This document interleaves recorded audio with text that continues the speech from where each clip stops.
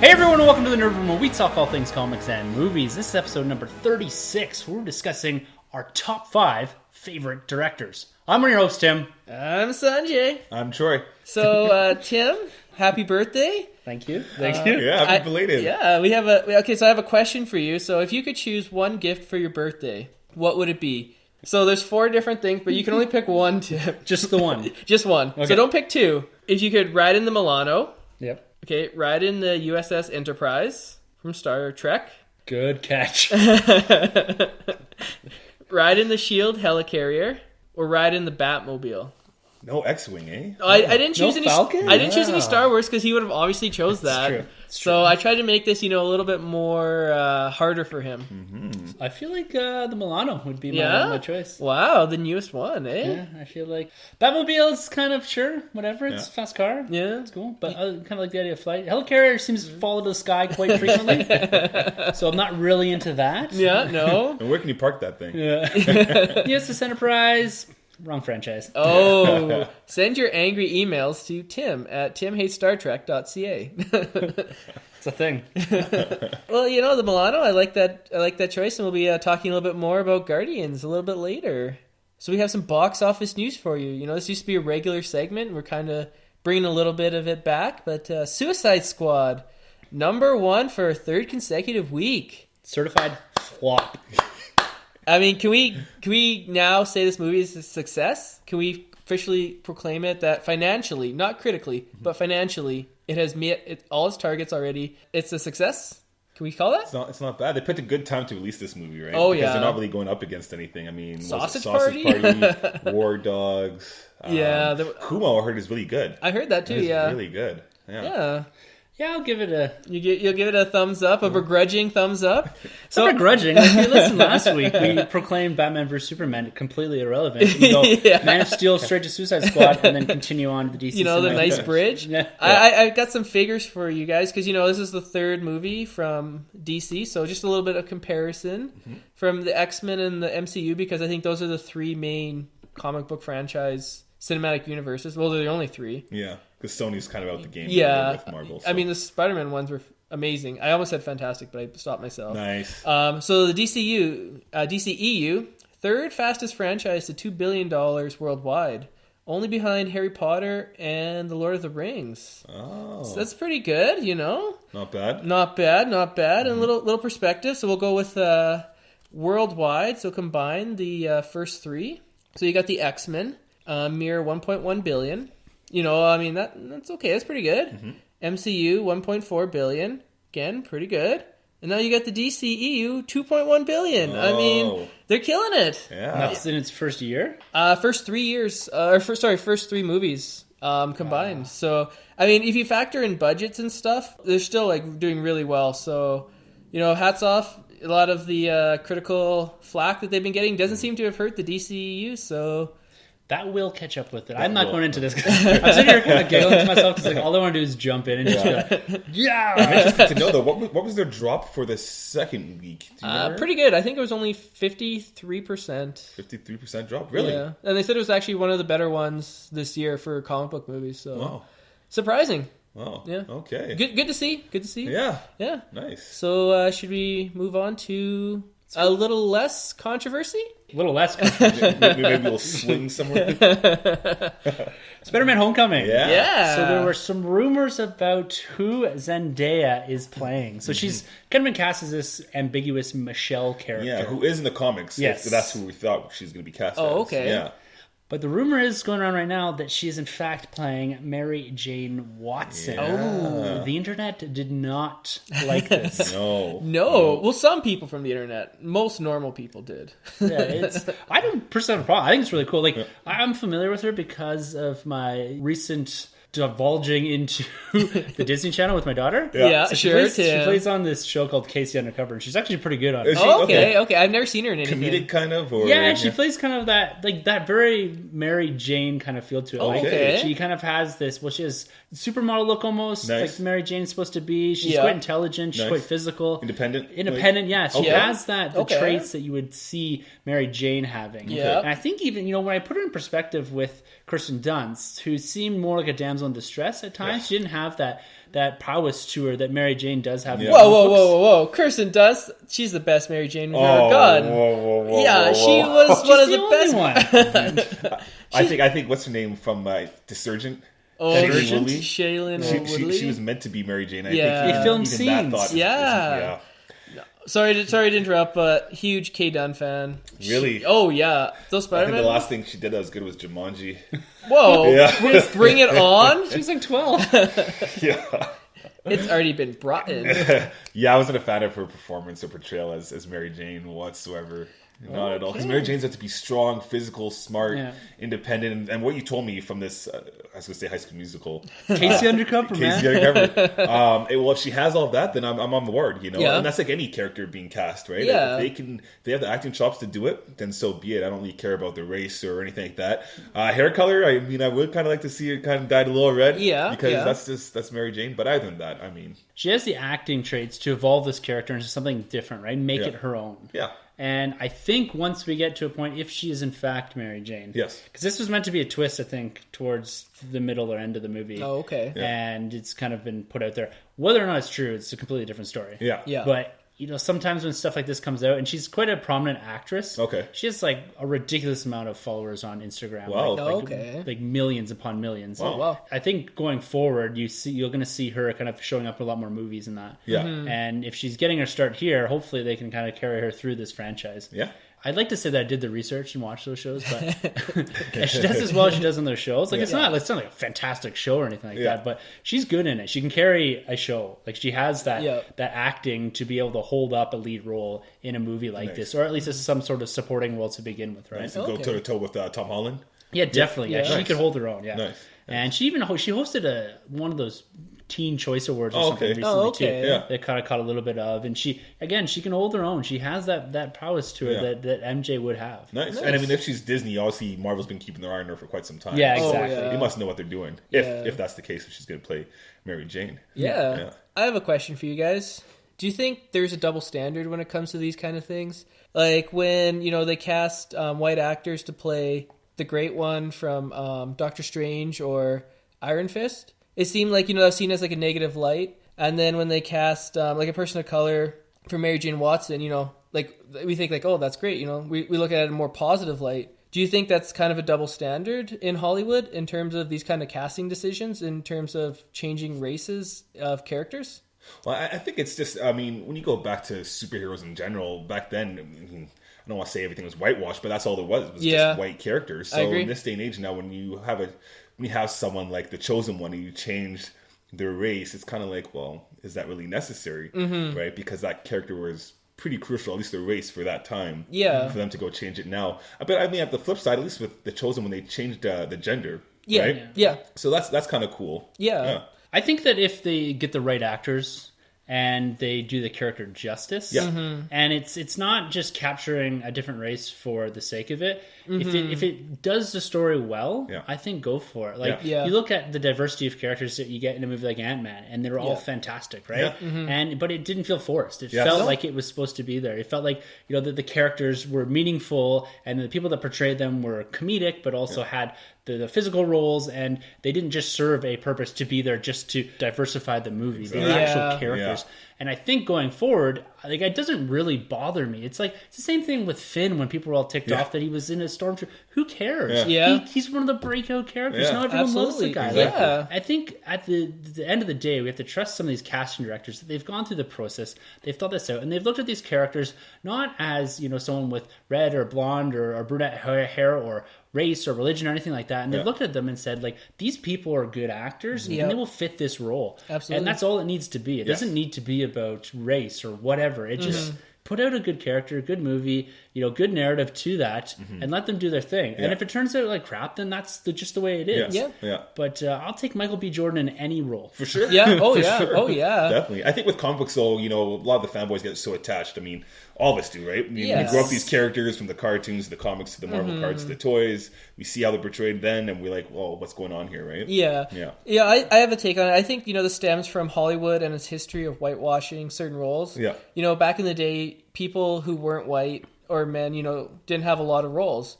So Hollywood is racist. Yeah. You go back and you look and you're like, man, that is some racist stuff going on. Yeah. Because I mean, if you're an Asian actor, like you're an Indian actor, there's not a lot of roles for you in Hollywood today. Yeah. You know, like if you're Asian, you could be Zulu and Harold. Have you ever seen the show Master of None? No. With Aziz Ansariya. Oh, yeah, I've seen that, yeah. It's on Netflix, really cool show, and there's a couple episodes, he's an actor in it, and they address a lot of that about Indian actors in particular, they play the cab driver, or the guy that runs a convenience store, and and he goes in there with, an accent, like a Brooklyn accent or whatever, right? Yeah. And they're like, well, do the Indian accent. Yeah. And he's like, well, that's not who I am. Like, that's not how I talk. Yeah. Like, well, that's the role. So, and it's all about that kind of being typecast into a particular role, right? And so you do see that, and they do play on that in certain TV series and all that. So it's interesting to see that, and we're even seeing it in comic books, right? Like, absolutely, the characters flipping. We have Ironheart coming out here, Riri Williams, who finally got a name. It's not going to be Iron Man. We got Miss Marvel, who's Muslim. We have Miles Morales now as Spider-Man. Like, the list goes on quite a bit, right? I think even X-23. I think she's Asian, I believe, too, right? And but it's this diversifying. It's capturing what the world actually is. Yeah, I agree. Because if you were sitting on the foundation that was written in the 1960s with the original Avengers, right? And you had Black Panther, and you had Luke Cage, Sam Wilson, and that's about it. And with the spectrum of human beings we have in this earth, particularly in places like the United States and Canada, it's such a melting pot society that needs to be reflected in our media, in our comic books, in our films, and so that's why I think all this is great. This is the norm, right? We're not sitting in 1950s America anymore in some suburb, right? No, and it's not, the Hollywood's not run. Well, maybe it is still, but Hollywood's getting less racist, I would say. I think so. It's getting better. It is good to see. I mean, there's very few characters where race plays a central part of that character. Like if they were to cast Black Panther as a white guy, that does not make any sense at all, right? Like, no. So, which was kind of weird going back to like Gandhi, but I think it's Ben Kingsley. That's weird. He did a great job, but it's still kind of weird. Like, there's a billion of us, and you couldn't have picked one. Exactly, right? And we have movies too, like Bollywood people. Like, they're pretty good. Check them out. We should do an all Bollywood episode. There's some Bollywood hero movies. Put it on the list. All right, if you guys demand it, we'll do an all Bollywood singing and dancing episode. So I think Enchantress was doing some Bollywood at the end. Oh, okay, all right. Yeah. What's that, number one for a third consecutive week? Sorry, who's it opposing? You take that, Sausage Party. And Pete the Dragon. Yeah, that's right. Yeah. Speaking of Sausage Party, Avengers Infinity War. Vin Diesel confirmed to some degree the Guardians of the Galaxy may be showing up in Avengers Infinity War. Yes. That's the part one that was formerly part one that is now just Avengers 3 Infinity War, or whatever they're calling it. And he kind of went out and stated it. It hasn't been confirmed by anyone. A lot of the directors, James Gunn in particular, the Russo brothers, have been quite cagey about that. Yeah. And it's pretty much, I would think, a given. At least maybe Star-Lord or Drax or someone like that. What do you guys think of this? Because it's going to make this movie feel even bigger. Let's take Civil War and layer on a massive villain and then introduce some cosmic elements and the Guardians and potentially more characters like Doctor Strange and a few others that we're going to have at this point. Do you think this is going to be too big of a movie to be contained within 2.5 hours? I think two things. One, going back to James Gunn, I remember for the longest time he said Guardians of the Galaxy will not be in this movie. This is way back, and now Vin Diesel's kind of come out saying this, but I think most of us kind of speculated this would happen, right? That Guardians, Thanos, Guardians. Yeah, it does make sense. It makes sense for them to show up. But this is kind of cool because I get this anticipation now, like Avengers 1 again, and we're all waiting for them to all assemble and take out. At least that's what I've been feeling. So now we get to see like everybody in the MCU kind of team up and take out Thanos, right? So that's going to be pretty cool. But I think if the Guardians do show up, I think it'll be maybe towards the end and pretty brief. I don't think they're going to be like heavily involved into the movie. No. I don't think so. I always saw it as more of, if you remember from, I think it was AVX, where Nova came flying out of the sky and crashed into the ground and was like, it's coming. He's talking about the Phoenix Force. Oh, okay. And I always thought it would be like that, where the Guardians show up and they're all beat up.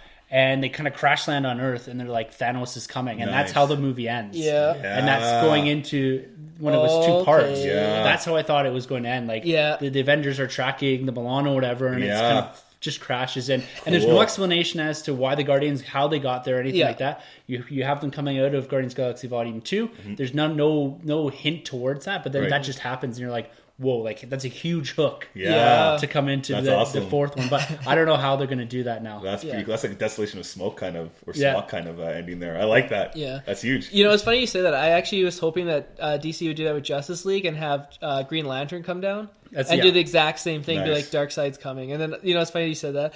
The thing with the Guardians, though, if we know that they're in Avengers, does that kind of spoil then Guardians 2? Because you know everyone lives then?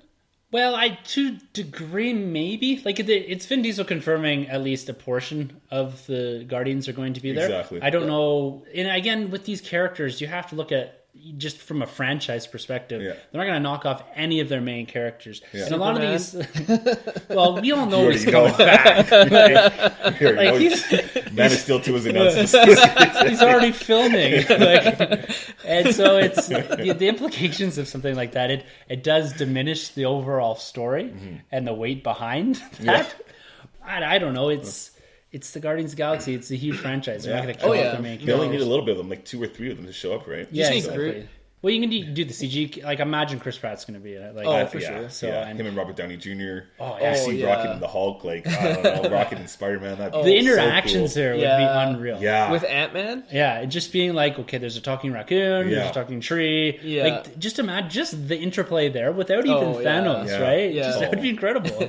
So cool. Did you check out the new Guardians of the Galaxy art that they released? Yeah, when you're fighting that like 4-legged tentacle dog thing, whatever. It's kind of cool. I love it. It looks like that was pulled straight out of the comic books. Yeah. Oh, yeah. And has a little bit of that 80s feel of those posters back in the day, right? I love it. It's so cool. My guess would be this is probably the first opening sequence battle. Cool. Kind of just showing you the team come back together. They're fighting something that really has no implications for the story. It's just some weird space monster. Yeah. And it's kind of getting you back into the vibe. Like, this is Guardians. This is out there. This is cosmic. Yeah. Don't expect something that's grounded or anything like that. Right. Like, we're fighting this space alien, whatever. And is it Ambus or something the name? They had a name for it. Ambus? Yeah, I can't remember the name. Something weird. But I hope this is kind of rivals the airport scene in Civil War. Oh, that'd be cool. You know, if they can kind of set the bar even higher and make these Marvel movies all kind of have their own airport scene. I love that. Here's the question. What song do you imagine playing when you look at that picture for the Awesome Mixtape Volume 2?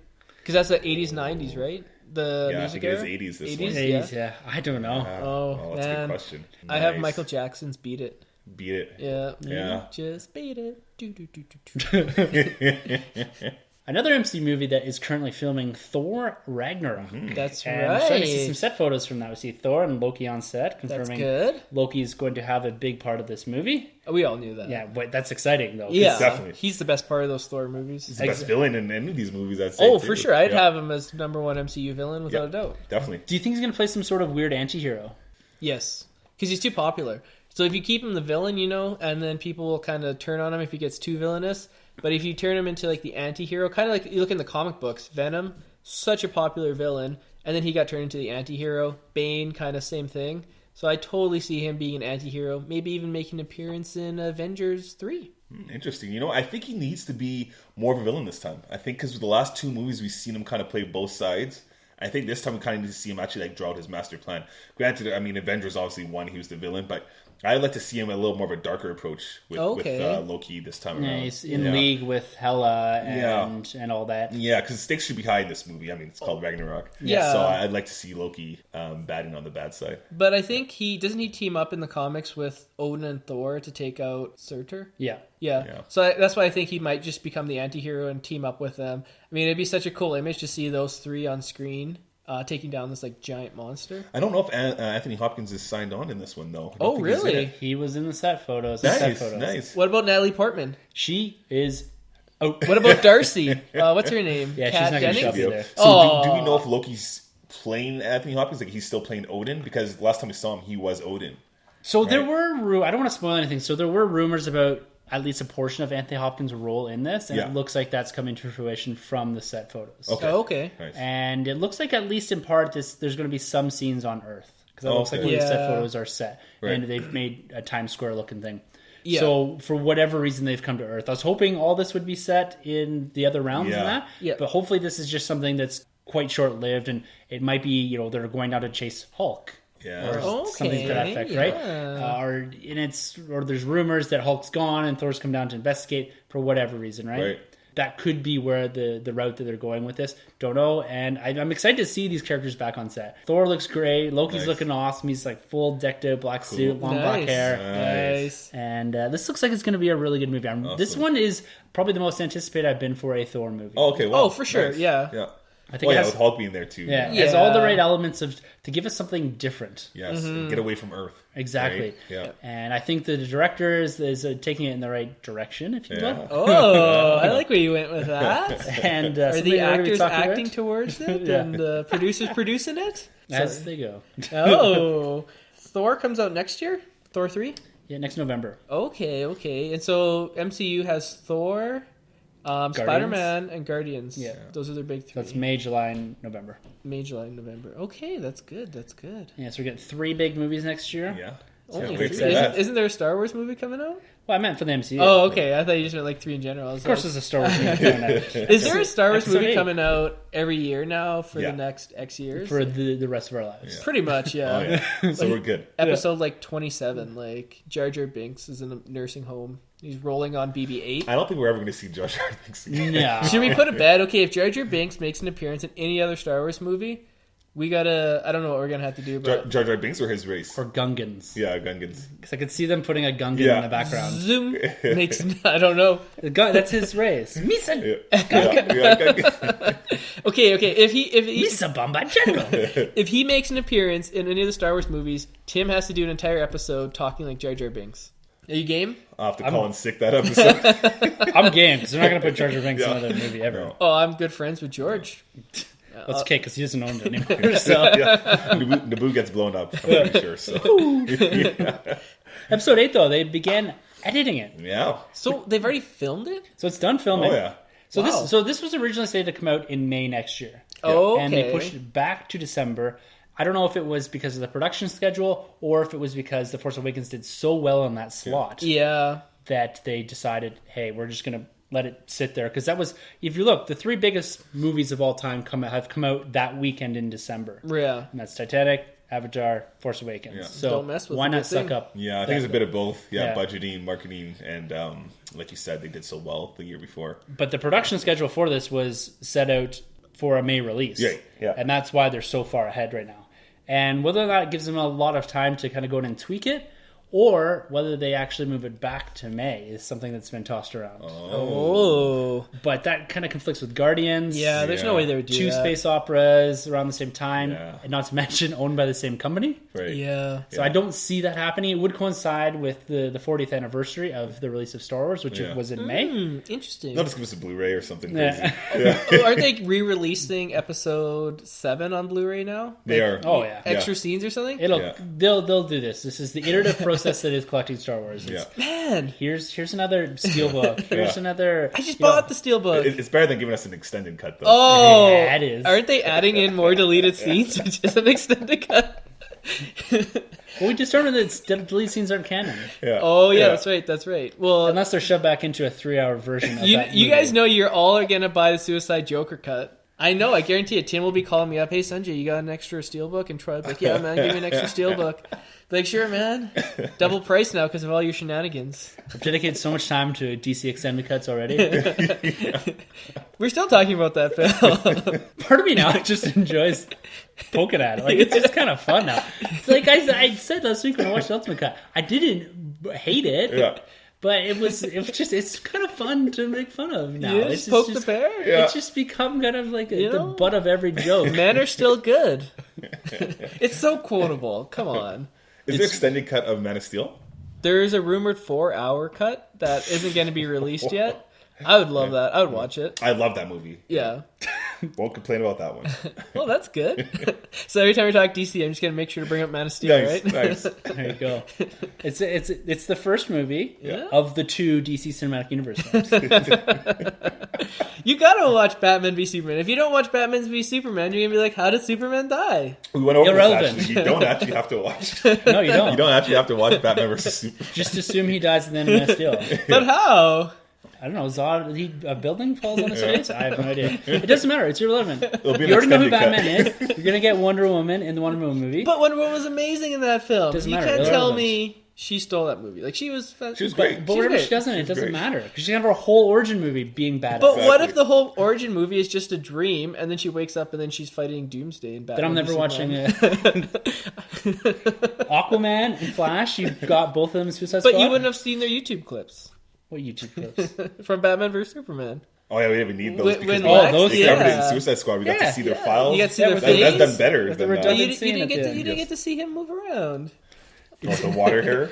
I'm just saying, we're still talking about Batman v Superman, but we haven't once talked about Civil War yet, so I'm just throwing that out there. Civil War is flawless. It is flawless. I actually just rewatched it on the plane to the U.S. last week. Oh, really? It was on, they have kind of sometimes the movies that are on early from release, because it doesn't get released till September. Yeah, a couple weeks. Couple weeks, and rewatched it. Absolutely incredible. So good. Holds up. It is kind of rattling around the top 3, and it's making a case for number 1 MCU movie. Oh, yeah. Wow. We're going to have to do MCU ranking episode where we talk about all ours from Iron Man to Doctor Strange. Doctor Strange, okay. Yeah. It's going to be tough because that movie is near flawless. It's really good. Great. Like Winter Soldier for me was number 1 for the longest time, and this kind of came up, so I don't know. It's kind of between Winter Soldier and Civil War. I have Winter Soldier a little bit ahead, but because I like the spy espionage stuff with that. Yeah, but I'm not like knocking the film, but I just think it's really good, but it's just not Winter Soldier. Yeah, I mean, you guys are looking at me angrily now. No, did I upset? Oh no. I'm sorry. You've just interrupted Star Wars talk. So Star Wars, Tim, would you say that if Star Wars ran for president, you would vote for it? 100%. They'd be in. What if Darth Vader ran for president? Probably not. I feel like he wouldn't run for president. He'd just take the presidency. Speaking of Vader. Yeah. Rogue One. Yes. Figures. Oh. Vader?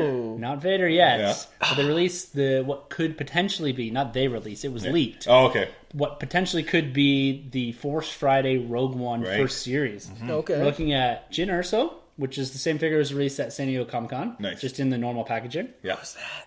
It's the main character, Felicity Jones. Don't worry about it. You'll get that. The one that says I rebel. Yeah. Okay. A Death Trooper. Nice. Okay. K2SO, which is the new droid. Yeah. Captain Cassian Andor. Ooh. He's the one that looks like he's in like the Hoth gear. Oh, okay. Yeah, like Han Solo's. Yeah, kind of. And he's kind of got like a Poe Dameron feel to him. Yep. And then there are a repacked Rey, as well as the unmasked Kylo Ren, which looks like it's from that other exclusive pack. Does Rey have a lightsaber? Does she come with it? I couldn't tell from the figure if she had, or from the packaging if she had the lightsaber or not. It was kind of a weird glary photo. Yeah. It looked very similar to the original released. Nice, okay. Nice. Which one are you going to go for on Force Friday? Kylo Ren, without a doubt. He's the only one that I recognize. Anyway. I think Jyn Erso will be pretty easy to pick up. I agree. So I'm definitely going to go with the maskless Kylo. You said the robot too, the droid, right? K2SO. Yes, and I'm going to go for that guy. I'm thinking Death Trooper and K2SO. See, I saw a Death Trooper the other day too. I did see a Death Trooper. They haven't even come out yet. No, but it's the Black Troopers, right? Well, those are the TIE Fighter pilots. Okay, so that's the one I saw. Yeah. Okay, yeah. So the Death Troopers have the different look to them. Oh. And they've never been in a Star Wars movie. Oh, okay. So I saw the one that came with your TIE Fighter. Yeah, exactly. So those are the TIE Fighter pilots. Okay, they're all perfect. black too. Yes. Similar kind of look, right. But they're supposed to be kind of like the SS Death Squad sort of thing. Oh. So, but people troop build these, so I think they're going to be hard to find. And my guess is they're probably 1 per case. You probably get Jyn Erso, probably 2 per case. Pack. Yeah. So for every 1 Death Trooper, there's 2 Jyn Ersos. Yes. So Death Trooper and K2SO are going to be the ones that flop. That's my prediction. Oh, yeah. So those are the ones you got to go for on Force Friday. Good call. Yeah, I 100% agree with whatever Tim says. Oh, Sunjay. Let's get back to something. How many Jar Jar Binks are they going to release? Do you guys own Jar Jar Binks figures? I do have a Jar Jar Binks figure from episode 1. I have a Lego Jar Jar. I think I had 2 Lego Jar Jars. You may have given me one. I gave you one, though. Yeah. Yes. I'll give you another one if you want to. So, jumping back to the DC Cinematic Universe. That's right. Man of Steel 2, we've briefly touched on this last 2 episodes. Yeah. It's been announced, and there's some rumors about potential directors. I'm excited. So we've got Doug Liman. So he directed Edge of Tomorrow, Bourne Identity. I think he's doing Gambit. Wow. Apparently he's in the running. Okay, that's a great one. J.J. Abrams has been rumored for a Man of Steel. I feel like this guy gets rumored for everything now. Oh, for sure. He could do whatever he wants, though. Like, if you're J.J. Abrams and you're like, I want to make a movie of 6 hours of Jar Jar Binks, they'd be like, yeah, sure. Yeah. Stop bringing up Jar Jar Binks. He's the only character I know. Let's say the Jello movie. The Monopoly movie, fine. If they ever did a movie based on the board game Monopoly. I think they are doing one. Seriously? Yeah, I think so. Okay, if they ever do a movie based on Jenga. Don't doubt that. They're doing Tetris. They are doing Tetris. Seriously? Yeah. What? They'll do anything. Didn't they learn from Battleship and Snakes and Ladders? No, wait, that's Learn not a from the movie. Lego movie. Have you guys? Yeah. The Lego movie was great, though. Oh, yeah. That's what he's saying. Yeah. Oh, I get it. I get sarcasm. So, J.J. Abrams did write Superman Flyby. That's right. A very weird 2002, film. yeah. Yeah. It was a very strange plot, synopsis, and all that he put together. Yeah. And he's had quite a bit of success reinventing characters, right? That's right. Star Wars and Star Trek as well. So is this the guy that they bring on to finally elevate Superman to the level that maybe he does deserve? Absolutely. Ooh. You think that's who you'd go with? Oh yeah, J.J. Abrams for sure. I'd love to see his take on Superman. It would probably He have gets to... sci-fi too. Yeah. You could probably see a little bit more of a sci-fi kind of Superman. I want it to be more in space, like kind of like all space too. So that'd be a perfect choice. What That'd about be great. Edgar Wright? He's the other one that's potentially in contention. I want Edgar Wright to do an Atom film and just take what he did for Ant-Man and just move it over into the Atom. I think if Edgar Wright did a Blue Beetle, that would be awesome. Yeah. That'd be fun. He seems a bit sideways. 'Cause Yes. there was the way that Marvel was developing their films as far as, here's a rough formula you have to fit into this cohesive universe. Yeah. That's what he didn't like apparently about Ant-Man. Yeah. Is that they had given him some freedom because Ant-Man was supposed to come out as one of the first movies. Yeah. And it took so long to come out that by that time the MCU was so well established that he was unable to make the film that he wanted, and that's why I got handed off to Peyton Reed. Yeah. And so, again, is Edgar Wright the right guy to fit into the larger DC cinematic universe, especially with a character like Superman, which has implications for almost every single movie going forward? Yeah. I would want to see George Miller from Mad Max. There were some rumors about him potentially doing it as well. I think that'd be kind of a cool pivot. Like really old though. Oh yeah, but he just did Mad Max, so I mean he could still direct. I think J.J. Abrams could bring like the fun to Superman because I feel like these movies have forgot that Superman's fun. Yeah. You know? So I'd like to see his take on that, and plus I love the lens flares. I could use a couple more lens flares in my movies. You know, it's kind of like when Singer was announced, the Superman Returns, and we all lost our minds. Be like, oh, if he could do this with X-Men, imagine what he could do with Superman. That's right. And then he just harkened back and made a Christopher Reeves movie in 2006. But the problem is they cut a lot out of what he wanted to do. They actually had a huge origin of Superman coming from space. That'd and they actually cool. cut it all out and put it in the video game. Really? Superman Returns. But if you play that video game, pretty much most of the stuff they did there was taken out of his original cut. We need an extended edition. Up their extended cuts. Yeah. I would love to watch that extended edition. But he basically battles his way back to Earth. It's pretty neat. That'd be pretty cool. Yeah. So this is a great segue into our topic here today. We're talking our top 5 favorite directors. Yeah. That's right. And it's something that we're continually discussing because the implications of a director for a movie are big, are huge. They can draw us into a movie and they can push us away from a movie if the right director isn't chosen. We're seeing a lot of writer-director combos now, right? Yes.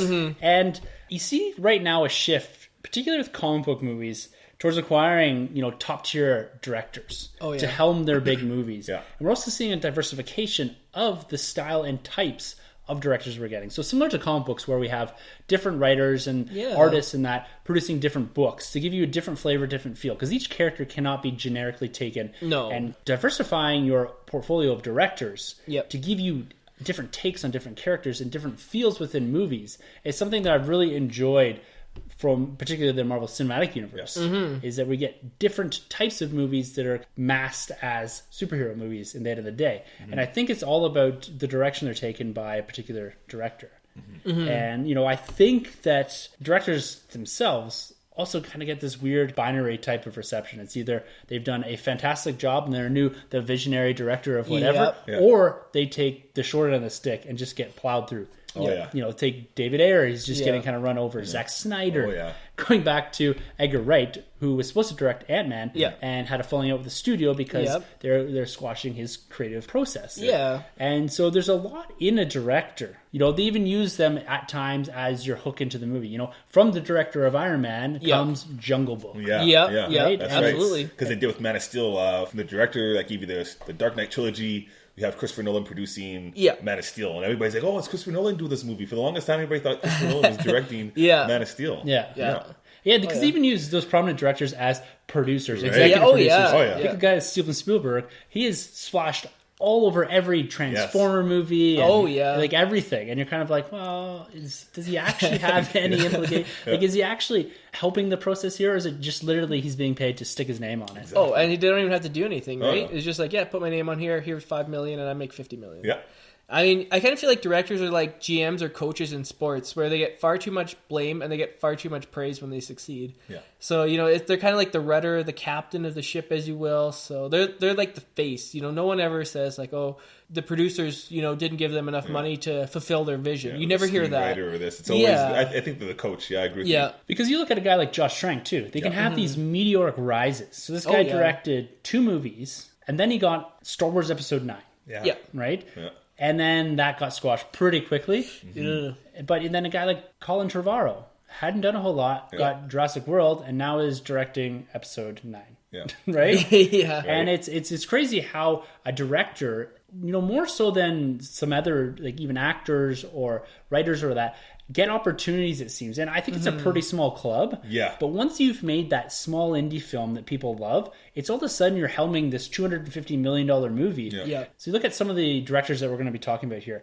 and their library of films, their filmography is enormous. Before they started getting to movies that you're dumping $250 million into. Yeah. And so you have to question yourself sometimes is taking these directors, these young directors, and putting them into these mega movies really early on, is that just asking for failure? Or taking a director from a specific genre? Because sometimes they get almost type directed, if you will. Where they're directing only horror or only action flicks or whatever, and then trying to skew them sideways and do something different. Yeah. And it's seeing how well they've progressed through that. Because I think you find that with comic book movies as well. Is like you take a director like Alan Taylor, who did Thor, and you figure, well, that makes sense. He did a lot of Game of Thrones, and it just didn't work. Right. Yeah. Right? You didn't get that vibe off that you thought. In your head, you're like, this is going to be incredible. Yeah. And it didn't turn out that great. Right. That was the second Thor. Yeah, the second Thor. Yeah. Yeah, the second one. Yeah. Yeah. Because Kenneth Branagh did the first Thor, one, which is another one that makes sense, right? Yeah. He's an English actor. You kind of get that vibe from Thor. Oh, he's English. He could do fantasy. They all do it. It kind of reminds me back, I think it was the 70s or 60s, where they kind of, Hollywood gave the keys to the kingdom to those young directors like Spielberg, Kubrick, George Lucas, Martin Scorsese. So Kevin Smith said, being a director is a young man's game. You have these stories to tell. You're more in tune kind of with society and young society a 30-year-old is, as opposed to a 75-year-old is.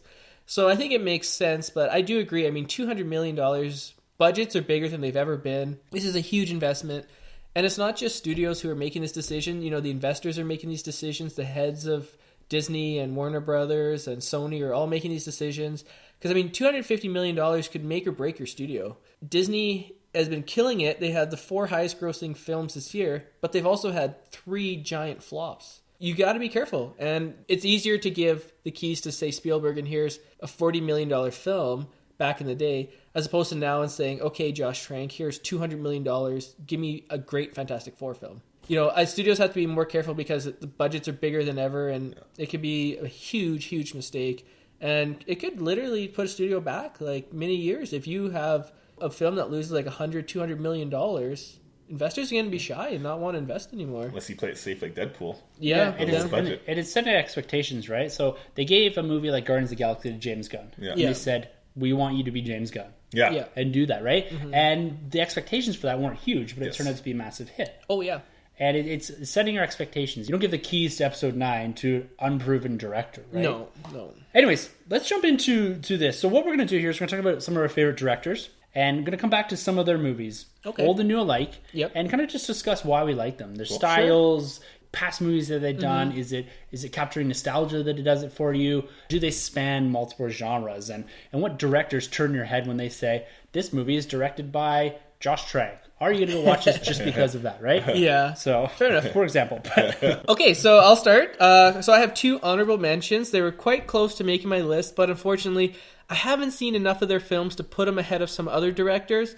But I think they're amazing directors, and I'm looking forward to seeing the rest of their works. I had Stanley Kubrick, the great director who gave us The Shining, quite possibly the greatest horror film of all time. 2001, A Space Odyssey, Clockwork Orange, Eyes Wide Shut, Doctor Strangelove.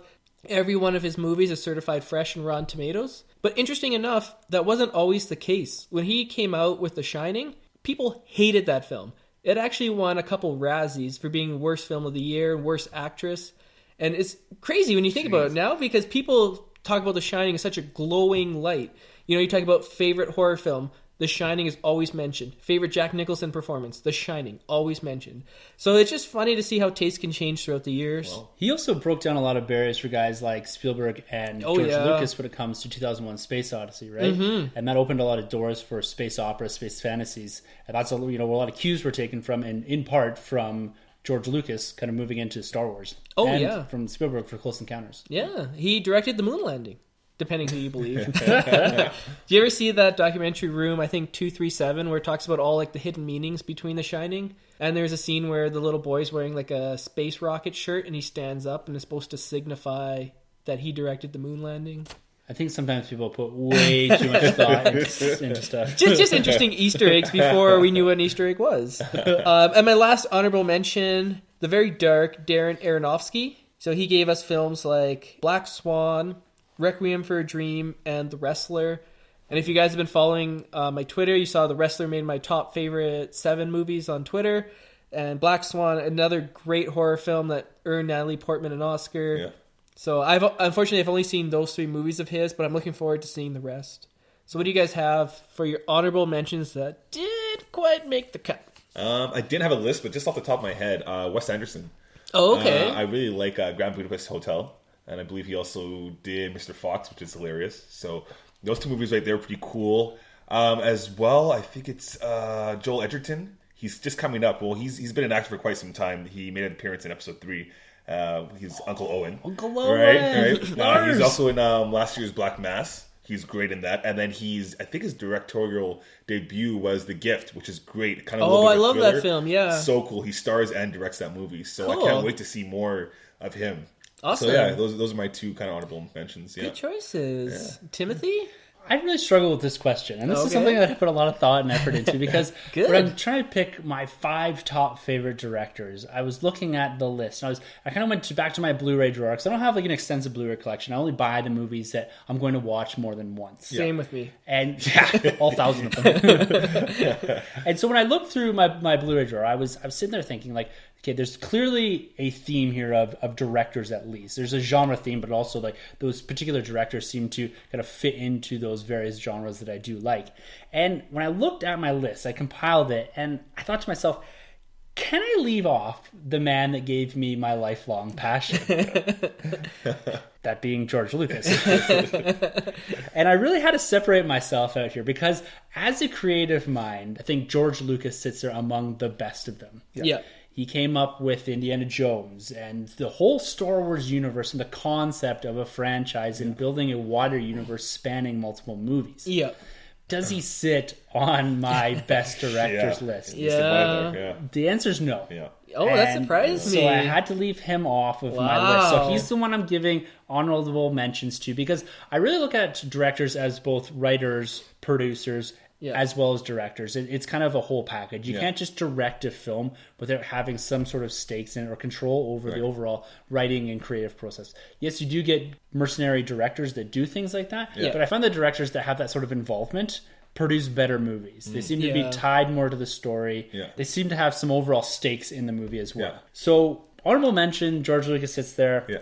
And a couple others I have, Ryan Coogler. Okay. Fantastic. Directed Fruitvale Station, Creed, and is directing Black Panther. Oh, the Cougar. And he's really a director that I see shining in the future. Oh, yeah. And he's taking small steps here, which I really like. Fruitvale was great. Creed, another big step. And then going into kind of your first big Marvel movie here with Black Panther. Big budget. Seems appropriate. I really like where he's going, but I just haven't seen enough of him to put him kind of in that top 5. Yeah, right? Still a little bit too young. I'm curious to know with George Lucas, is it because the prequels? Did that kind of... well, you know, because... Yeah, well, he's got some good stuff. Like American Graffiti's great. Yeah. And it's when you look at the prequels, I find that it was almost too much involvement. And he put so much weight and effort into producing the technology to give us a CGI-based movie that I just felt his direction, and I don't feel he can direct people, actors. He's not actors. No, directors. and like visually, it's fantastic. Yeah. And I think story-wise, it seemed rushed, and the characters, I just didn't like the casting, which he had heavily influenced in.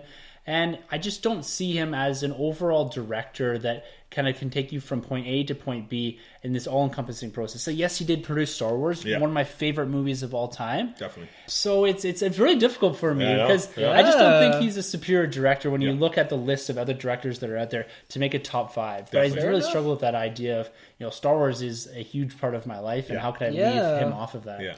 And Indiana Jones. Yeah. Well, he wrote that. He didn't direct it. Oh, okay. So. Spielberg directed those. Yes, he did. Spielberg, go. All right, well, let's kick this off with... Let's do it. Number 5. So, Sunjay, why don't you... All right, number 5. I have the roller coaster career of Mr. M. Night Shyamalama Ding Dong. Wow. Yeah, right off the bat, crickets. We're doing top 5, right? Top 5 of all time. Okay. So this guy has reached the highest highs, Sixth Sense. He's reached the lowest lows with The Happening, which wasn't as bad as people say. Did he do Unbreakable as well? He did Unbreakable, I like that one. Yeah. Superhero. So he burst onto the scene with this amazingly perfect horror film, The Sixth Sense. And then he released a movie, showing his love of comic books, because he's a big comic book fan, as Troy said, Unbreakable, which is actually a pretty good superhero film. It's really good. Yeah. Samuel L. Jackson, Bruce Willis. Yeah. Showing us a world where superheroes were real, what kind of consequences they would face. Yep. And then he released the alien invasion film Signs. I love that movie. Such a great film. I mean, it works as an alien invasion film. It works as a horror film. That was really, his last super great film until last year when he released The Visit. He has a certain style, and you all know what his style is. It's the twist ending.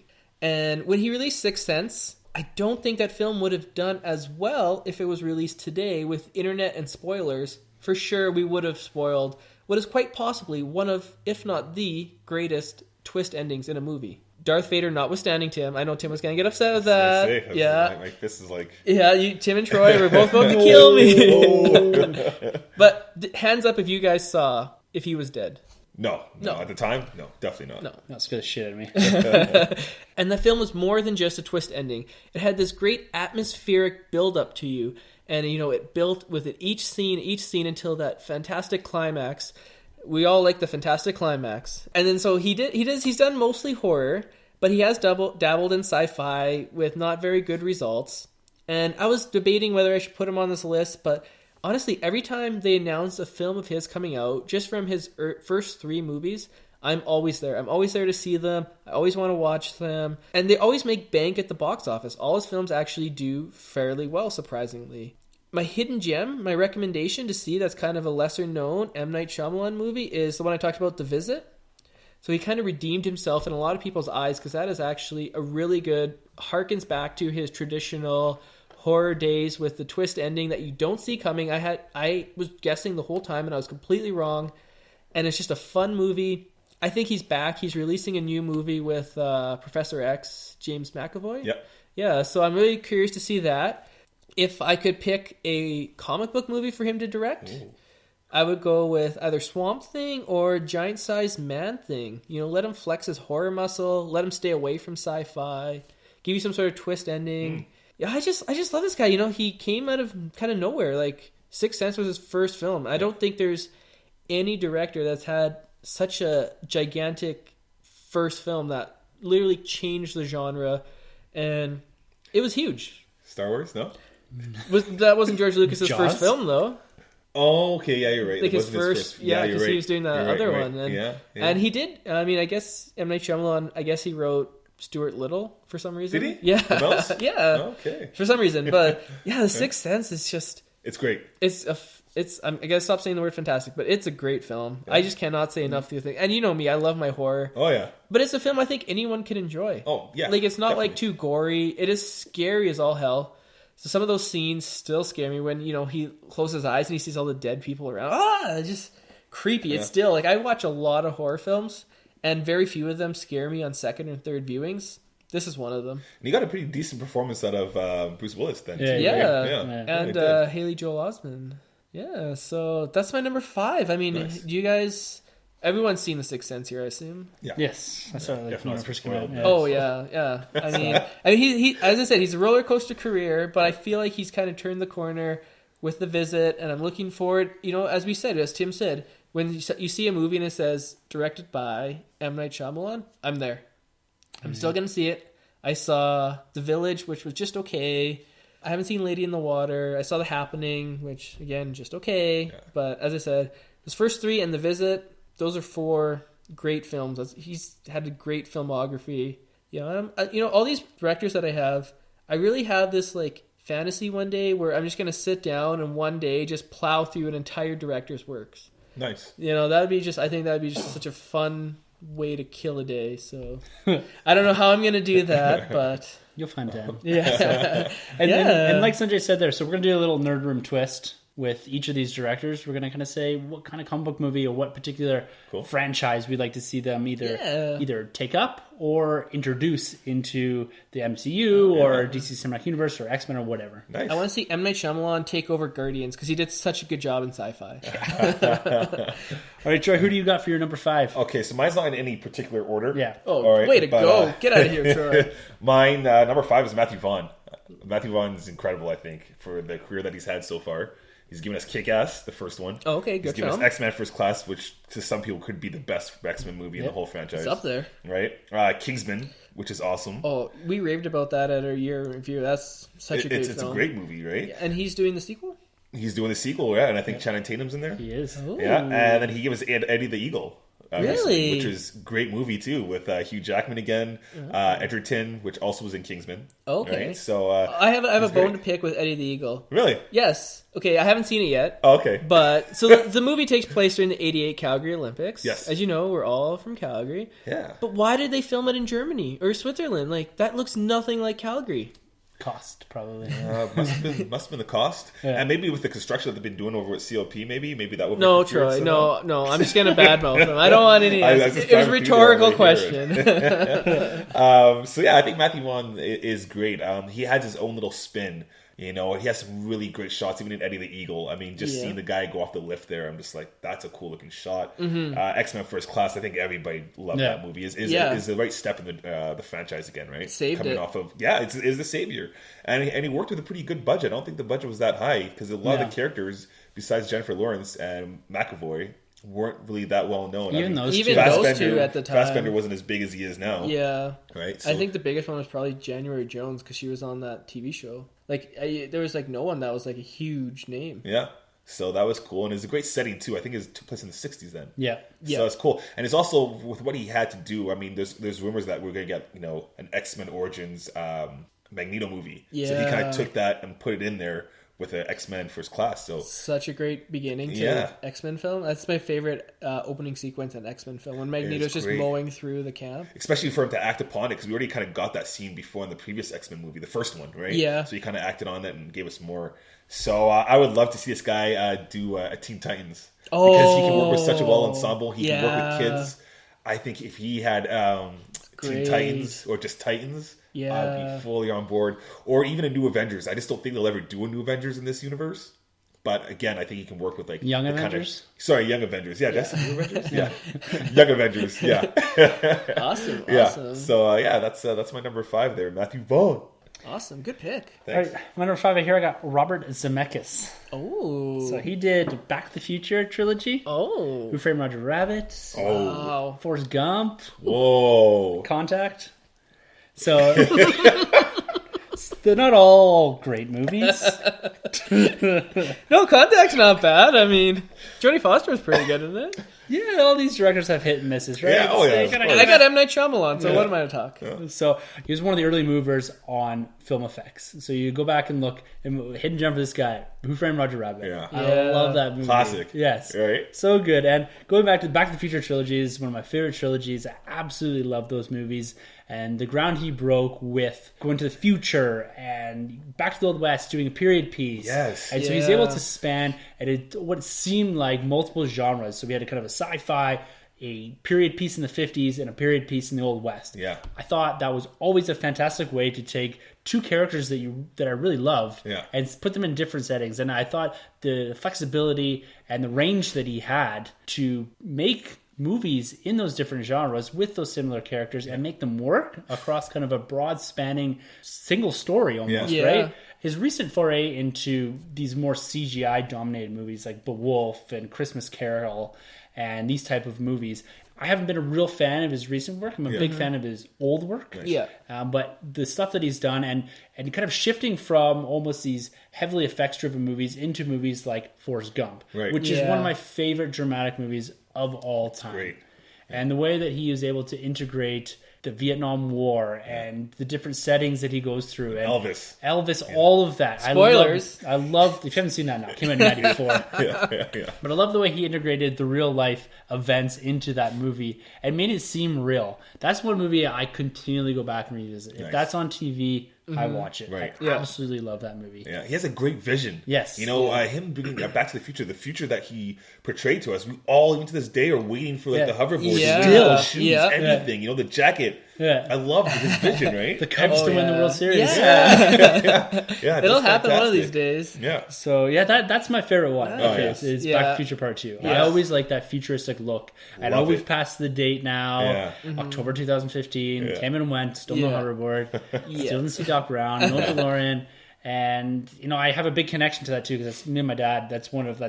Those three movies are like our movies. So the movies like I go home and we watch together. Nice. And so I'd love to see this guy do as far as a comic book movie, X-Men with Cable. Oh, yeah. Nice. So you kind of integrate some of that, the visual effects of the X-Men, but also a bit of the time travel, this concept of projecting yourself maybe into a dystopian future or a different type of future. I just kind of like that concept. I know that's kind of hinging on my three favorite movies of his being time travel movies, but at the same time, he has the effects-driven kind of background, his ability to do some slightly more dramatic things. You're not going to get a Forrest Gump dramatic in an X-Men movie, but I thought that would kind of fit real well. Nice. That'd be cool. I like that. Have Biff play Cable. Yeah.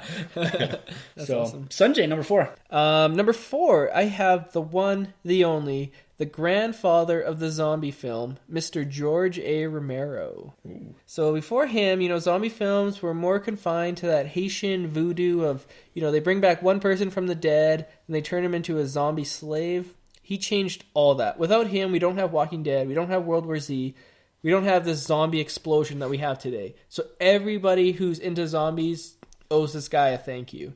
He reinvented the zombie film, starting with the zombie apocalypse with Night of the Living Dead, a super low budget black and white zombie film where he came up with this brilliant idea.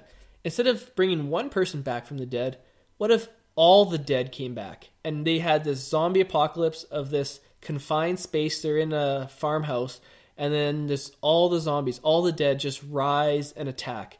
And it's just such a great horror film, and it's just exploded in recent years. Zombieism. I'm coining a term. Zombieism. Nice. I like that. You know, he followed that up with what is my favorite George A. Romero film, Dawn of the Dead. In my opinion, it's the greatest zombie thing ever done. Movie, TV show. I love The Walking Dead, but Dawn of the Dead, the original, blows it out of the water. Zack Snyder actually remade Dawn of the Dead, and he did a pretty good job, but it's not quite as good as the original. He did a movie? Zack Snyder? Yeah, he did Dawn of the Dead, the remake. Okay. You know, I was at the Calgary Comic and Entertainment Expo, and Max Brooks was there. He wrote World War Z, the book. And I asked him that question. I said, you know, which Dawn of the Dead do you prefer, the original or the remake? And he looked at me and he said, I'm in the DVD commentary of the remake. And even I think the original is far superior. Wow. Yeah, so that just goes to show the amount of love this film gets. Did he whisper that to you, or did he? Oh no, he would stand. Oh, he would stand on the table and tell me that. You know, this film deals with social issues like consumerism, and it's so much. It's so poignant. It deals with social commentary. It's just, and it's such a fun movie. I mean, we talk about horror films. How can it be fun? Well, you know, they have this mall all to themselves, and ever since I saw that film, I thought, wow, wouldn't that be so cool if you could just have the entire mall all to yourself? Right. I'm a pretty materialistic person, you know. I'm a material girl, I'm gonna admit it, but I don't care. You know, this film, you know, he kind of talks about consumerism and all that stuff, and then he rounds out the greatest trilogy, in my opinion, until The Dark Knight came along with Day of the Dead, which came out in the 80s, and it was a little bit more budget.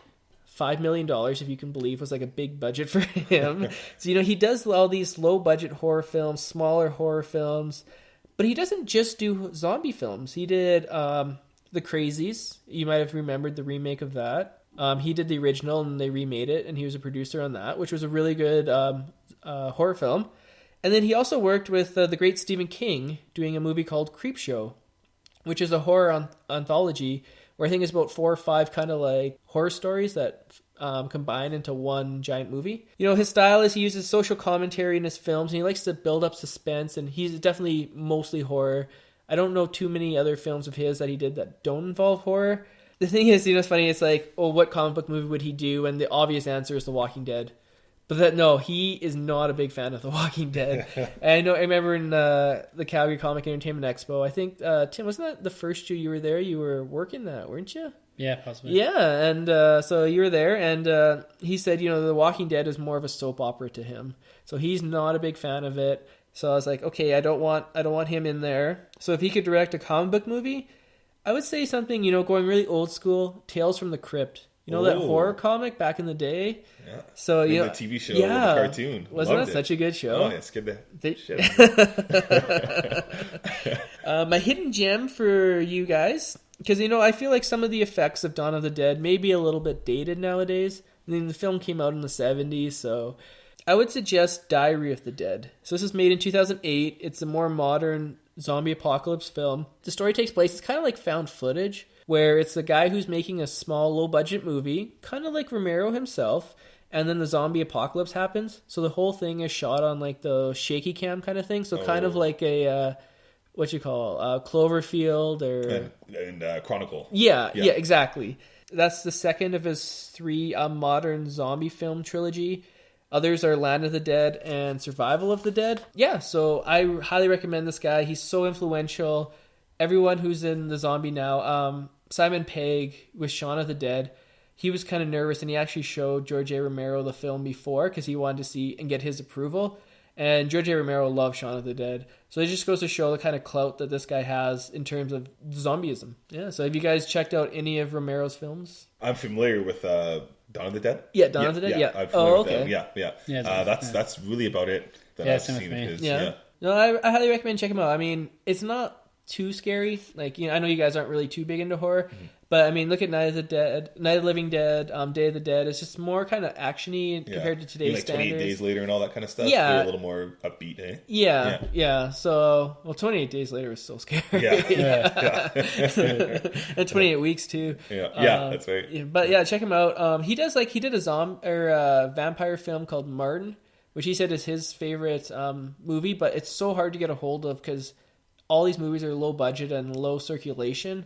So like if you go on Amazon, it's selling for like $200 or something. Wow. Yeah, so I mean, unless you can find it cheap, it's gonna be hard to get a hold of. But the zombie films are super easy to get a hold of, and I highly recommend. If you're into Walking Dead, if anyone out there is into Walking Dead, which I assume if you're listening to this podcast, you probably are, check out this stuff, and you'll probably enjoy it more. That's all I'm going to say. And I love The Walking Dead, but this stuff I think is far superior. That's nice. Cool, man. Rocking into number 4, I'm going to go with my man, Ben Affleck.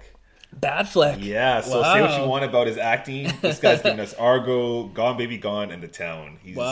He's great stuff. He's 3 for 3? Stuff. Yeah, Gone Baby Gone, going back to M. Night Shyamalan. Yeah. If you like a twist, you got. Have you guys seen this movie? Yeah. Oh yeah. It's like the twist in there is great too. And unlike George Lucas, I feel like Ben Affleck's kind of like an actor's director. He pulls great performances out of the people he's working with. Oh yeah. So yeah, I love all those movies. I mean, Argo's won awards. They've all won awards. So The Town was pretty cool. Set in Boston. I like that one. Right? Yeah. I love that Boston feel. Yeah. And again, you know, him coming from Boston, he captures the feel of what's going on there. So I mean, self-explanatory. I'd like to see him do Batman. Yeah. The Batman, and like I wanted like a dark, slow kind of burn Batman that's very detective based. Yeah. You know, so we'll see what happens. Something like The Town where they're trying to like solve the crime and stuff. Well, more even with like a Court of Owls. That's what I really want. I want a Court of Owls with a nice twist in there, and that's the movie we need, I think, for Batman. It's not the movie we deserve, but the movie we need right now. Well said. Troy, what's your favorite Ben Affleck film? And you actually didn't mention your favorite Matthew Vaughn film. I didn't, right? Matthew Vaughn. You gotta pick one. Gotta pick one. Otherwise, Kingsman. I'm going with Kingsman. Okay, good choice. Kingsman was damn good. Yeah. Ben Affleck's Gone Baby Gone. Yeah. Love that movie. Nice. Yeah. Great cast in there too. Yeah, he even cast Casey Affleck, his brother. Yeah. Right, Nepotism is not a thing in Hollywood, right? He totally would have got that role if he wasn't his brother. Oh yeah.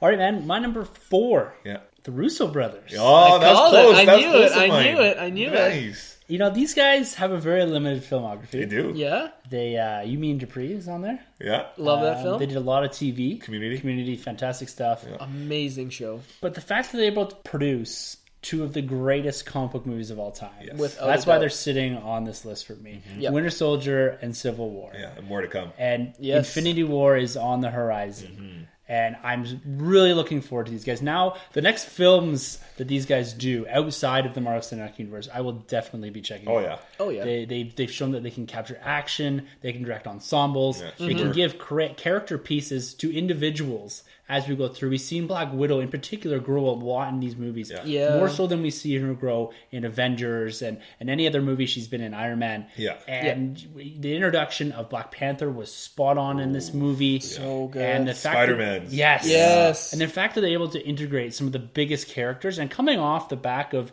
Age of Ultron, where you had kind of a set dynamic. So they were given that on a plate, and they said, here, you have to work with this now. Yeah. You know, we've introduced these characters here. Yeah. And they're able to take that and evolve those characters into more likable characters, I think. Scarlet Witch, I think, really benefited for having them helmed that movie. Yeah. And as far as her development. Her accent. Yeah. They kind of, really toned down on that, eh? Oh, yeah. And you look at the Russo brothers, who they've introduced to the cinematic universe. You've got Sam Wilson. You've got Bucky. Black Panther. Bucky in a big way. Yeah. Yep. And even giving, like I said, more to Black Widow to do. So I'm really looking forward to see what these guys do in the future. Yeah, good call. And my favorite movie is definitely Civil War from these guys. Yeah. So good. So And good. I'd really like them to take on Sam Wilson, Captain America. Oh, they could totally do that, right? Yeah. So Yes. you'll have a similar feel to what you have with Captain America, and I think because they've been doing the Captain America movies, Yeah. I think that's kind of where I'm coming from on that angle, and they've developed Sam Wilson a lot in those. Yeah. But I think they have the ability to skew the genre a little bit, skew those movies a little bit, and come into something that is a little different than what we're doing with kind of more of your, I'm going to say, Boy Scouty Captain America, and kind of leverage off the talent that is Anthony Mackie, and produce something that is equally as good as a Winter Soldier, but using Sam Wilson as your key protagonist in the film, and having more of a solo film, maybe with a couple supporting characters. I touch on the same kind of social issues that the comics doing. Exactly. They could totally do that. Yeah. Right? Huge, because that's a big thing in the comics right now. Yeah. We've talked about this and it's same with what I think they're going to touch on in Luke Cage is the big social issues that's happening in the States right now, and leveraging off of that. I think they could really play into that, because Winter Soldier was again playing into this idea of espionage, kind of the state of the world as it is this overarching protection. Do we need to take out people? Do we need to almost minority report them, right? Yeah. And the twist that they had in there, and they could do something. I think it's they're the right guys to do something like a Sam Wilson. I think. Absolutely agree. That's a great choice. All right, number 3. Maybe a little out of the blue, maybe not. Kevin Smith. So one of the earliest directors to wave that geek flag in Hollywood. Kevin Smith is the king of the sharp, the witty dialogue. He got a start, he's a comic book fan. And he sold his comic book collection to fund the movie Clerks, the first film he ever did. He went to film school in Vancouver, and he dropped out and made this film.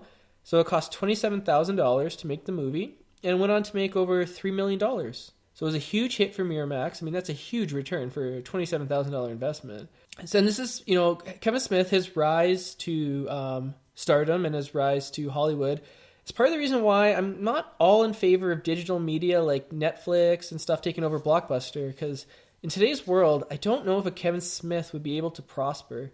When you have like a film that's super low budget, that kind of gets this word of mouth spread about it, and then people end up buying it in stores and renting it. If you make a low budget movie nowadays, you sell it to Netflix, how much do they pay you? Probably not a lot. I think I've heard like 30,000 bandied about. And then with so many people like not buying movies, his film probably wouldn't have taken off. Like if he released Clerks today, it probably wouldn't have taken off as it did back in 94, I'd say. You don't think social media and all that, and the ability to digitally kind of send this to friends, send this to whomever, would weigh in on that more? I think more so than... I think Clerks, if it came out today, if it had the same sort of cultural reception, you'd maybe move around the internet quite quickly. But I think it would move around the internet for free. Like if you're talking about pure profit, maybe. Yeah, in terms of profit, maybe that is a good idea, good point that you bring, is that maybe more people would see it nowadays, but they wouldn't necessarily pay for it. So do we know if that would I mean, translate? I don't know. Yeah, was that movie made to make money, obviously, for him, but it was more to get him on the map, I would think. I think he said, like, he thought this was the only film he's ever going to do. And so that's why he's in the film. He's like, if this is the only film I'm ever going to make, I'm going to put myself in the film. So when I'm like 60, I can look back and be like, look, kids, I was in a movie. Oh, wow. Yeah. So that's why he's Silent Bob, because he's like, I can't act. So but he's been in a couple of like movies. He was in Daredevil, the movie. Oh, was he? Okay. Yeah. So maybe he'll make an appearance in Ben Affleck's Batman. Die Hard 4? Oh, yeah, I think he's in that too for some reason. Yeah. So random. So he had Clerks, great film, and then he followed that up with Mallrats. And I think it's such an underrated film. It's a fun look back at 90s culture, especially when you look back today. I mean, who doesn't remember as a kid going to the mall and just killing a whole afternoon at the mall? The film starts, he's playing Sega Genesis, NHL 94, so iconic. Wow. I think he's even playing like the Hartford Whalers, who aren't even a team anymore. So it's just, it's 90s. It's a time capsule of 90s life. I mean, obviously it's played up, but Stan Lee makes a cameo in Mallrats, so that's pretty cool too. Nice. He started the Stan Lee cameo. Nice. The Watcher. Yeah. Mostly a comedy writer. He focuses on like the problems of youth of society. But my favorite film of his, Chasing Amy. The only good movie about Ben Affleck chasing a lesbian. Take that, Geely. Chasing Amy, a great romantic comedy writer. Ben Affleck plays a comic book writer who falls in love with another comic book writer who happens to be a lesbian, played by his then girlfriend, Joey Lauren Adams. I think she was in some Adam Sandler movie, Big Daddy. She's been around a couple films. She doesn't do much anymore, but I think she's coming back for the Mallrats sequel. So look out for that. This is a true masterpiece. The Criterion Collection actually re-released this film, saying it's so important to cinema. It's a movie you can watch with your wife or girlfriend, and someone else will get something out of it. Like, it is pretty raunchy, but that's what you expect from Kevin Smith. But he has that great memorable speech about chasing Amy when Silent Bob finally speaks. You just YouTube that speech, and then you'll want to see the rest of the movie. Also recommend watching his kind of stand-up comedy routines called An Evening with Kevin Smith. He's released a couple of them, and where he goes around college campuses and he answers questions. And that's when he first talked about when he wrote the script for Superman Lives, and then his feud with Tim Burton that came from it. Wow. So he has a lot of cool stories, a lot of cool inside stories. If he were to do a comic book movie, for sure, Green Arrow. He gave us that great run on Green Arrow. Can't say enough about that. I mean, that's legendary. That's probably one of the best Green Arrow runs we've had. And he has been on, I think, Flash and Supergirl, and he directed... He did a Flash episode, I think, too. He directed one. I think he's going to write one, and he's directing a Supergirl episode, appropriately named Supergirl Lives. Nice. Yeah, nice. So that's a nice callback. Yeah, she lives on the CW. Yeah, nice. Yeah, that's right. Supergirl. I have to see that show. I've seen one episode, and I actually pretty liked it. Yeah. My hidden gem for him is Jersey Girl, featuring the first meeting between Batman and Deadshot, with Ben Affleck, and Will Smith has a small cameo in it. It's the only good Bennifer movie. Take that, Geely, again. I nailed you twice. Yeah. Come on, like Geely? too old of a reference? All right. I hear you. Yeah. It's a touching story about a man who loses his wife during childbirth, and then he's forced to move in with his dad, played by the late, great George Carlin. So this really showcases Smith's ability to write comedy. It's a romantic comedy with Ben Affleck falling in love with Liv Tyler again. So, with all three of us, we're all fathers to young daughters. This movie will tug at your heartstrings. And, watch it with your wife. Bring the Kleenex box because you're going to need it. It's a tearjerker. Critics hated this film. I never understood why. I think this film is funny. It has heart. It's romantic. Can't say enough good things. He's a really good romantic writer. And then, me, I'm a horror guy. He started getting into horror with Red State and Tusk. Those films are pretty good, and his new movie, Yoga Hoser, is about a guy who's trying to turn everyone into sausages. So it's pretty ridiculous, but I'm sure it'll be Kevin Smith schlock and fun, and I love Kevin Smith's films. Obviously, he's number 3. He's one of 3 directors where I own every single one of their movies. But he's the king of podcasting, I think, with his Fat Man on Batman is one of my favorite podcasts. Check it out after you check out this one. And, he's part of the inspiration why I wanted to get into podcasting. And, so you could say, if it wasn't for him, I would not be here today. So for that, Kevin Smith, I salute you. Cool. Rocking into number 3, Christopher Nolan. That's who I'm going with for director. What can I say? This guy's given us the Batman trilogy. He's given us Inception, The Prestige, The Memento. The list goes on. This guy's great. He's phenomenal. My top movie of his, I love the Batman trilogy, obviously, but I'm also going to go with The Prestige. I think Prestige is an incredible movie. Yes. Christian Bale's phenomenal, and Hugh Jackman's great. Batman vs. Wolverine with Black Widow and Alfred. Yeah. And David Bowie. Jeez. Yeah. Stardust. Yeah. Crazy. I don't know who I'd have him direct. Maybe a Daredevil if we didn't have him on the Netflix already. No, I would say maybe Daredevil. A cool kind of thing I also thought of is maybe a Bishop solo project. Him in the future, taking on the Sentinel, but just like a slow kind of paced Christopher Nolan movie. So, nice. Yeah. Awesome. Yep. All right. Right on. So I got J.J. Abrams. Nice. Okay. Yeah. I thought he'd make an appearance. Yeah, so he's an interesting guy because he started on TV, again, like the Russo brothers. Yeah. His filmography isn't that deep. Gave us Lost. Yes, he did. Yeah, that's right. So good. I love that. The first part of it. Yeah. Spoilers. But he really has this ability to capture nostalgia.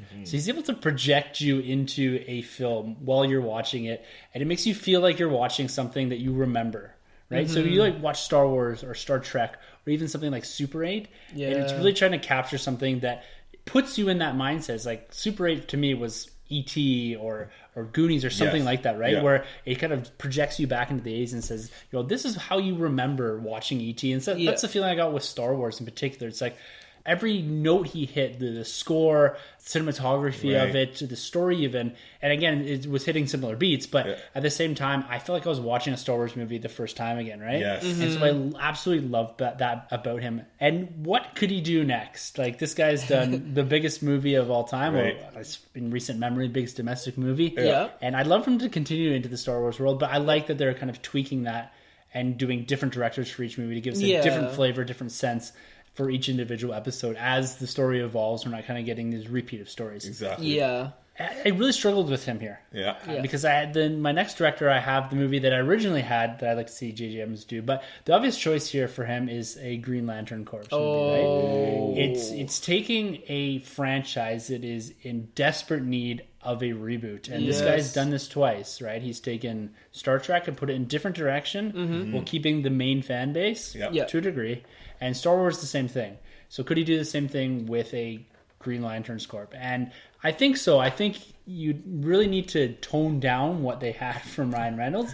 And I think he could do that. But I don't like pigeonholing him into this concept that he only does sci-fi or space fantasy or something like that. And that's why I really struggle with this. I didn't really want to say Green Lanterns Corps, but I couldn't really come up with anything else that I think he would be, really serviceable towards. So I'm going to stick with Green Lantern. I need a DC movie in there. Yeah. So we'll go with that. Nice. Good. All right, so my number 2, some controversy, but you know me.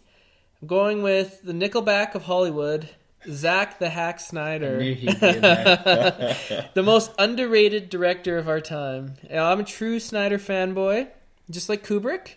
You know how some of his films were not appreciated when he was alive? I feel like the same thing is going to apply to Snyder. We're going to go look back and be like, you know what? Snyder guy was actually pretty good. I don't know why we all shat on him. Starting in horror, as we said, Dawn of the Dead, the remake. That's my hidden gem. Check it out. It's the best Romero remake. It's not as good as the original, but it's still pretty good. So give it a go. And then he brought his certain style. This is a Zack Snyder film. You got that color filter. You got great action scenes. You got a slow motion. Which he perfected in 300. Yes. His breakout film. No denying, there's a lack of story, but the action is amazing. Another Schneiderism is that he has his actors really work out and look the part. You look at 300, you look at Gerald Butler, just jacked to the nines. You look at Man of Steel, you see Henry Cavill, just him getting bigger and bigger as his films go along. Ben Affleck has never looked bigger. And I like that. I like that he takes, it's more than just throwing in like a scrawny guy and being like, okay, you defeat 3,000 Persians. No.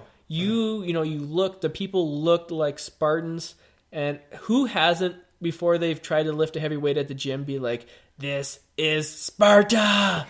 Say it every time I try to pump. He's also known for his longer director cuts. We saw that with Watchmen, And you can go check out, I think there's like a 3.5-hour version of Watchmen, which is great if you have the time for it. And he gave us Batman v Superman. I'm not going to talk about that film because we've talked about it more than enough. Man of Steel, again, not going to talk about that. We've talked about that more than enough.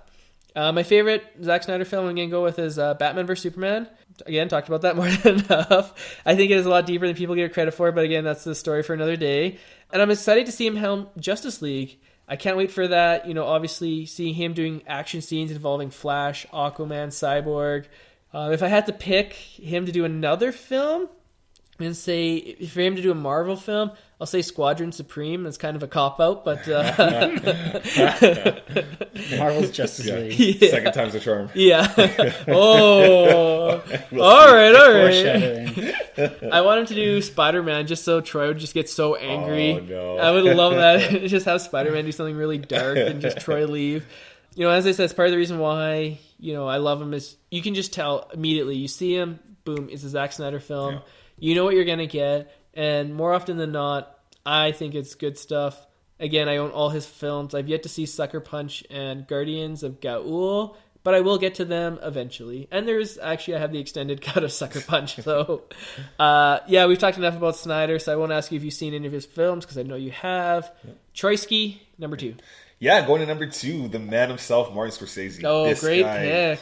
He could have easily been on top of my list. He's incredible. Maybe he is on top of my list. He's the best. You want comedy? Wolf of Wall Street. You want a gangster flick? Goodfellas, Casino. Kids flick? Hugo. And if you want a cop movie, Departed. What can this guy not do? Yeah. He's incredible. Yeah, his movies are a little longer, but I never feel like they're long. You know? So he's just phenomenal. My favorite movie would be Goodfellas, because that's probably my favorite movie of all time. Nice. So Goodfellas is up there. I couldn't see this guy ever doing a superhero movie or anything like that. Tough. So I think he'd have to do a villain movie. And unfortunately, David Ayer did Suicide Squad, because I think he could really do a cool take on those guys and really have them bad. Maybe Sinister Six, but I guess they're just too bright of characters to pull off. So I'd have to go to maybe a Suicide Squad of some sort or something. I really don't know what I could put him behind. I think he'd be good in something a little bit more obscure, but like a Dick Tracy or something like that. Yeah. That'd be great. Yeah, I like that. The Shadow, maybe. Yeah. Oh, the Shadow. Bring back the Shadow. Yeah. So Scorsese, he's the man. My number 2 on this list. Yeah. Troy, I'm going to echo your thoughts here on Christopher Nolan. Nice. Oh. So we're not going to reiterate anything that we talked about, but he's a fantastic director. I find his earlier stuff great. His kind of middle of his filmography also awesome. That's where you're getting Dark Knight, Inception, and that. Yeah. I found that Interstellar was a bit of a misstep for him. Yeah.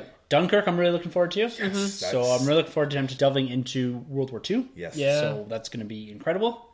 And my comic book movie that I'd love to see him do, Fantastic Four. Yeah. Oh, that's a good one. Whoa, interesting. So it was between him and Abrams to do a Fantastic Four. Yeah. But Christopher Nolan, I think, looking at the good parts of Interstellar and the grounding he did of Batman and the ability to kind of meld in a universe like Inception. Yeah. I think that he could really capture the essence of a Fantastic Four. Cool. Something going and harkening way back to the early 60s comics where you have space exploration, other dimensions, monsters, that type of movie. Cool. And we haven't really seen anything like that from Fantastic Four. No. And even, bringing down the tone a bit to something that's not as bright as, say, the first two, but something that makes a lot more sense than what we just got. Yeah. So you'd have them off-world throughout the whole movie, kind of interdimensional, thing? maybe Nice. something, and kind of playing with your mind a bit, like they do in Inception, and like they do with Interstellar. Yeah, and it's kind of breaking those walls down. And Reed Richards is supposed to be this really intelligent guy, and we need to see something different. Yeah, going in, and even do you bring in the Skrulls or do you bring in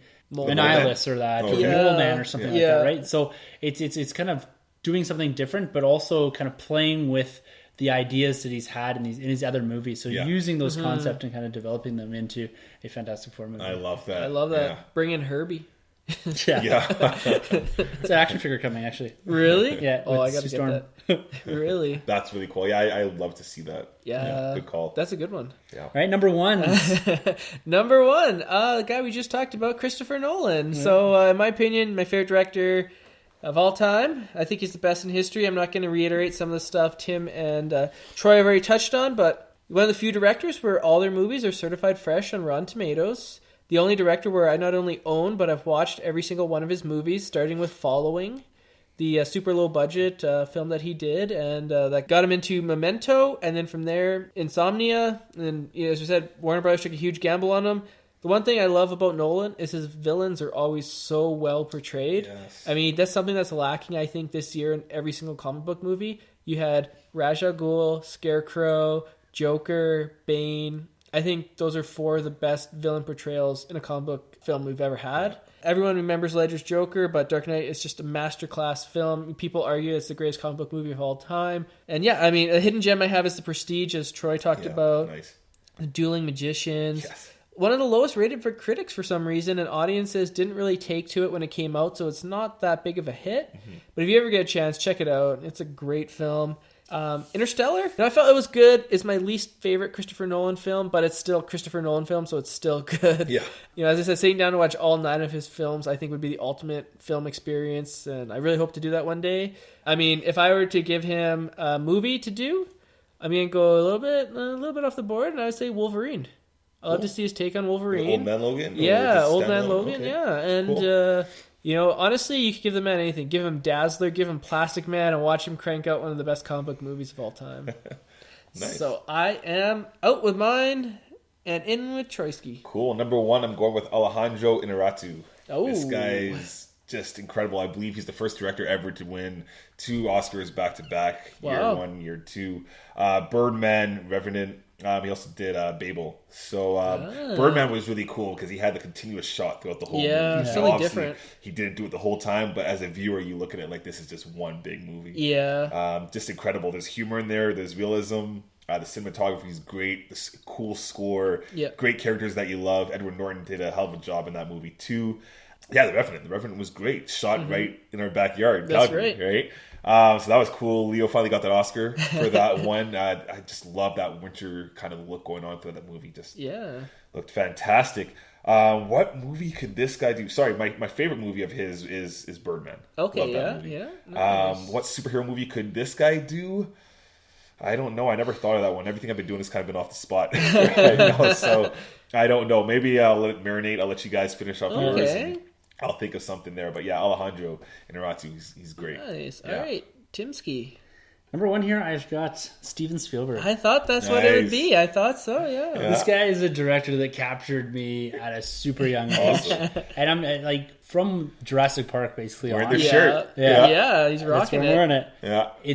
He's the director that anytime his name's on a movie, and not so much recently, but in the past, it's like I'm seeing this and it's incredible. Yeah. He's given us Jurassic Park, Jaws, Close Encounters of the Third Kind, the Indiana Jones films, and even going into Saving Private Ryan's, Band of Brothers. So, and he stepped into kind of the war theater and the fantasy films that he's done, and his filmography is enormous. Yes. Oh yeah, it's unreasonable how many good films this man has done. You even look at Hook; they just had their 25-year they just had their 25-year anniversary, right? Yeah, Bangarang. Bangarang. And you walk through this, and yes, there's hit and misses, and some of his recent stuff has almost taken a turn to doing more darker political, non-fiction movies. BFG.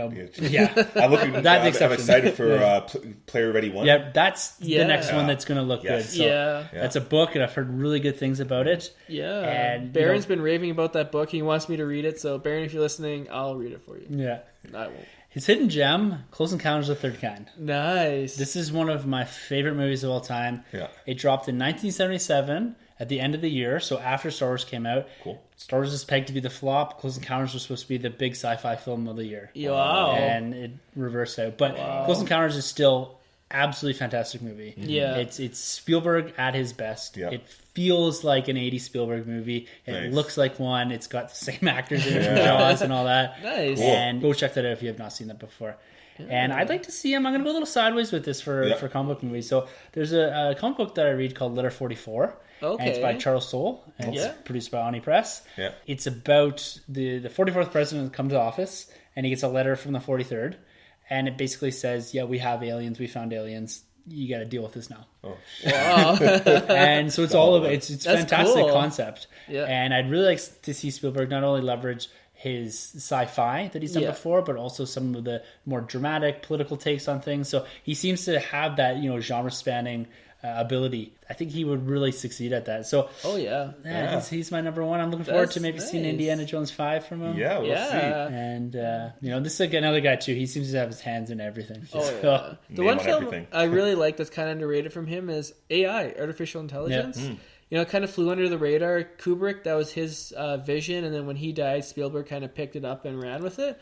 Not really a big box office hit, but I really enjoyed the film, and it's touching, and it's got great, science fiction, and it's a great futuristic film that showcases a lot of stuff that, we talk about in sci-fi about, like, robots and their emotions and, what it really means to be human. I can't say enough good things about Spielberg. He's changed the way we see movies.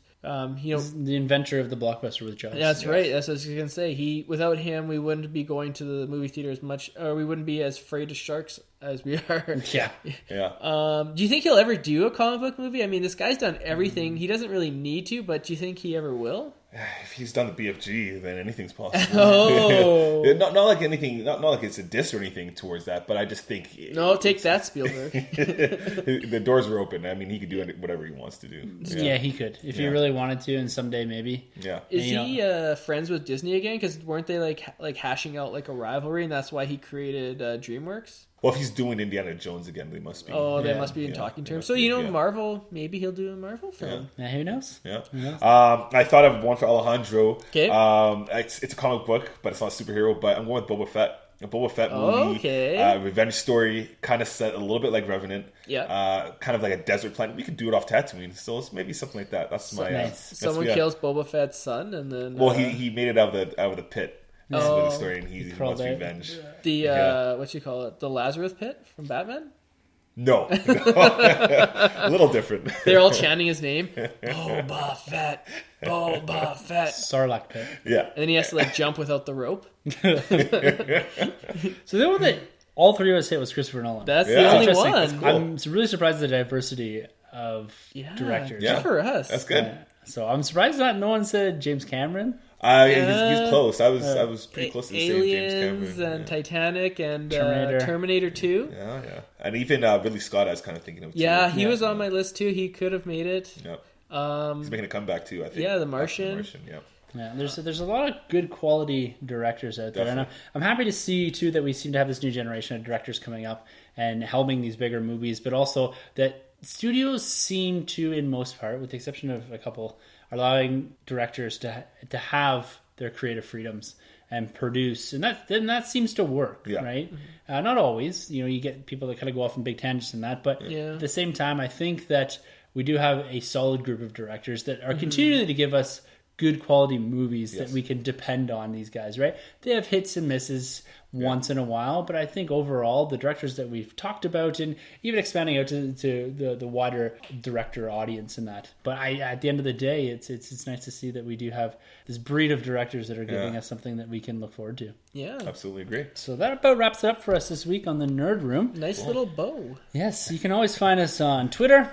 Our handles are at the end of the episode. We're on Facebook. We are now on YouTube as well. You'll see all our episodes popping up there the same day that they drop on Podbean and iTunes. And go give us a rate and review there. Leave a comment. We're always willing and always wanting to hear your feedback to how we can improve the show and even integrate you into it as well. Yes, please do ask us questions on the hashtag. Enter the Nerd Room. That's right. And remember to swipe right when you see us on Tinder.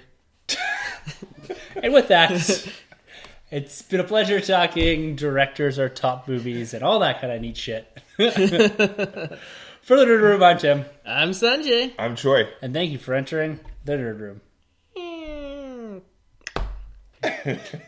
We are out.